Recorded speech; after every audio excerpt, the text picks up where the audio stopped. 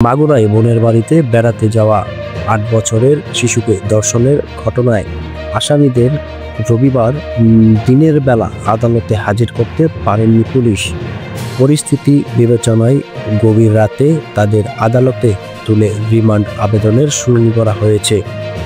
শুনানির মূল অভিযুক্ত ভুক্তভোগী বোনের শ্বশুরের ৭, স্বামী, শাশুড়ি ও ভাসুরের ৫ দিন করে রিমান্ড মঞ্জুর করা হয়েছে।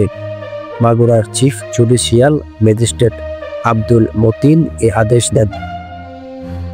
আদালত সূত্র ও পুলিশ জানিয়েছে, রবিবার সকাল থেকে প্রায় দিনভর মাগুরা শহরে শিশু ধর্ষণের জড়িত ব্যক্তিদের ২৪ ঘন্টার মধ্যে মৃত্যুদণ্ডের দাবিতে নানান কর্মসূচি পালিত হয়েছে। বেলা ১১টা থেকে ২:৩০ পর্যন্ত চিফ জুডিশিয়াল ম্যাজিস্ট্রেট আদালতের মূল ফটক অবরোধ করে বিক্ষোভ করেন আদালতকারীরা। এরপর সেখান থেকে সরে গিয়ে বিকাল ৫টা পর্যন্ত ভাইনা মোড় মহাসড়ক অবরোধ করেন তারা। সন্ধ্যার পর শহরে আবার মশাল মিছিল করেন আন্দোলনকারীরা। এমন পরিস্থিতিতে আসামিদের নিরাপত্তা নিয়ে শঙ্কা থাকায় তাদের আদালতে হাজির করতে পারেনি। এজন্য রবিবার রাত ১২টার পর শুরু হয় রিমান্ড শুনানি।